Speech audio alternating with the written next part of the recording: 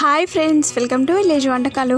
Friends, వాళ్ళ నేను ఒక మంచి రెసిపీతో మీ ముందుకు వచ్చాను. ఇవాళ రెసిపీ వచ్చేసి న్యూ బ్రేక్ఫాస్ట్ రెసిపీ. చాలా రుచికరంగా చాలా బాగుంటాయి.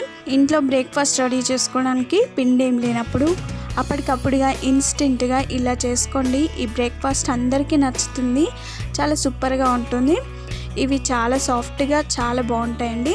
ఇక ఆలస్యం చేయకుండా ఈ బ్రేక్ఫాస్ట్ని ఎలా రెడీ చేసుకోవాలి, దీని ప్రాసెస్ ఏంటో చూద్దాము. ముందుగా ఒక మిక్సీ జార్ తీసుకొని అందులో 1.5 కప్పు సూజీని వేసుకోవాలి. అదేనండి ఉప్మా రవ్వను వేసుకోవాలి. తర్వాత 1/2 కప్పు వరకు గోధుమ పిండి, తర్వాత 3 పచ్చిమిర్చిని ఇలా కట్ చేసి వేసుకోవాలి. పచ్చిమిర్చి వేసుకున్న తర్వాత సన్నగా పొడుగ్గా కట్ చేసుకున్న ఉల్లిపాయ ముక్కలు, నేను ఇక్కడ మీడియం సైజు ఒక ఉల్లిపాయ తీసుకున్నాను. చాలా సింపుల్ అండి బ్రేక్ఫాస్ట్ రెడీ చేసుకోవడం.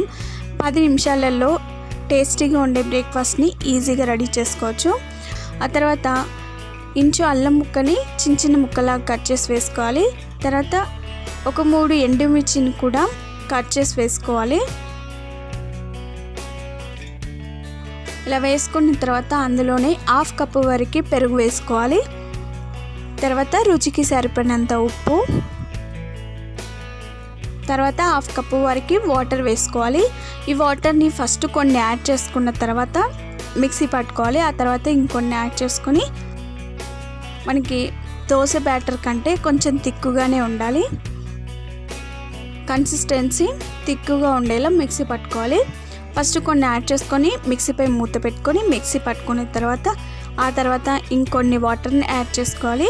చూసారా, బ్యాటర్ వచ్చేసి ఈ కన్సిస్టెన్సీలో ఉండాలి. 1/2 టీ స్పూన్ బేకింగ్ సోడా, అదేనండి వంట సోడాని వేసుకోవాలి.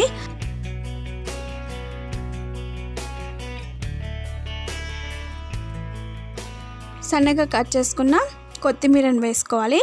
ఇవన్నీ వేసుకున్న తర్వాత బ్యాటర్ని ఒకసారి బాగా కలుపుకోవాలి. అంతేనండి, చాలా సింపుల్. అన్నీ మిక్సీలోనే వేసుకొని మిక్సీ పట్టుకున్నాం కదా. ఇలా బాగా కలుపుకున్న తర్వాత స్టవ్ పైన ఒక లోతున్న ప్యాన్ పెట్టుకుని అందులో 2 చుక్కల ఆయిల్ వేసుకొని అంతటా కూడా స్ప్రెడ్ చేసుకోవాలి. ఆ తర్వాత బ్యాటర్ని ఒకసారి బాగా కలుపుకొని లోతుగా ఉన్న స్పూన్తో ఒక 2 స్పూన్ల పిండిని మన ప్యాన్లో వేసుకోవాలి. అంతటా కూడా ఈక్వల్గా వచ్చేలాగా స్ప్రెడ్ చేసుకోవాలి. ఇలా సెట్ చేసుకున్న తర్వాత ప్యాన్ పైన మూత పెట్టుకొని దీనిని ఒక సైడ్ ఫ్రై చేసుకోవాలి. ఒక సైడు ఫ్రై అయ్యి పిండి మొత్తం ఆరిపోయిన తర్వాత దానిపైన ఇంకొక 2 చుక్కల ఆయిల్ వేసుకొని అంతటా కూడా స్ప్రెడ్ చేసుకోవాలి. ఆ తర్వాత దాన్ని మెల్లగా రెండో వైపు తిప్పేసుకోవాలి.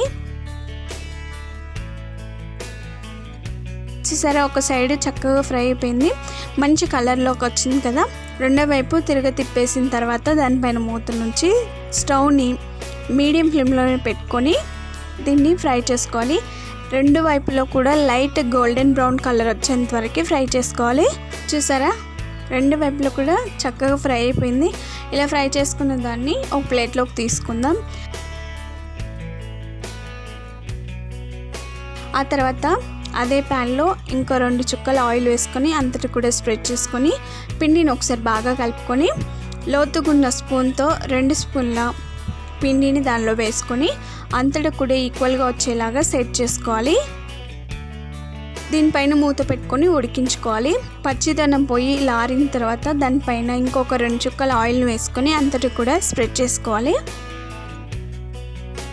తర్వాత అది ఒక సైడ్ ఫ్రై అయిన తర్వాత మెల్లగా రెండో వైపు తిప్పేసుకోవాలి.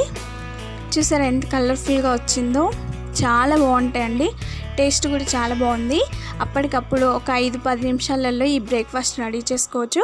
రెండో వైపు తిప్పిన తర్వాత మరలా దానిపైన మూత పెట్టుకొని ఫ్రై చేసుకోవాలి. 2 వైపులో కూడా లైట్ గోల్డెన్ బ్రౌన్ కలర్ వచ్చేంత వరకు ఫ్రై చేసుకోవాలి. చూసారా, మనకి 2 వైపులో కూడా చక్కగా ఫ్రై అయిపోయాయి. ఇలా ఫ్రై చేసుకున్న తర్వాత వీటిని ఒక ప్లేట్లోకి తీసుకుందాం. చూసారా, ఫ్లఫీగా పొంగి చాలా బాగా వచ్చింది. చాలా సాఫ్ట్గా ఉన్నాయండి, చాలా బాగున్నాయి.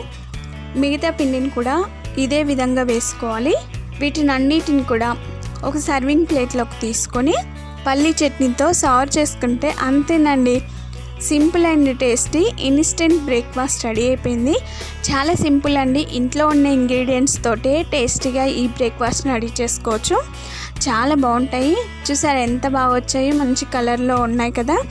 చాలా సూపర్గా ఉంటాయి. ఎప్పుడు ఉప్మా రవ్వతో ఉప్మానే కాకుండా కొంచెం ఇలా కొత్తగా డిఫరెంట్గా ఈ బ్రేక్ఫాస్ట్ చేసుకోండి. ఇది మీ ఇంట్లో వాళ్ళందరికీ ఖచ్చితంగా నచ్చుతుంది. చాలా సాఫ్ట్గా చాలా బాగుంది. చాలా సింపుల్ కదా ఫ్రెండ్స్ రెడీ చేసుకోవడం. ఒకటి కట్ చేసి చూపిస్తాను చూడండి. లోపల ఉన్న పిండి కూడా చక్కగా ఫ్రై అయిపోయింది. చాలా బాగున్నాయి. యమ్మీగా ఎంతో టేస్టీగా ఉండే సింపుల్ బ్రేక్ఫాస్ట్ రెడీ అయిపోయింది. ఇక ఆలస్యం చేయకుండా పల్లి చట్నీతో సర్వ్ చేసుకోవడమే. మీరు ట్రై చేయండి, మీకు కూడా చక్కగా కుదురుతుంది. తప్పక ట్రై చేస్తారు కదా. మరిన్ని ఇలాంటి ఎన్నో వెరైటీ రెసిపీస్ కోసం మా ఛానల్ని సబ్స్క్రైబ్ చేసుకోండి. మీకు ఈ వీడియో నచ్చినట్లయితే లైక్ చేయండి, షేర్ చేయండి. మీరు తప్పక ట్రై చేసి మీకు ఎలా వచ్చిందో మీ ఫీడ్బ్యాక్ని కామెంట్ చేయండి. Thank you for the watching. Bye bye.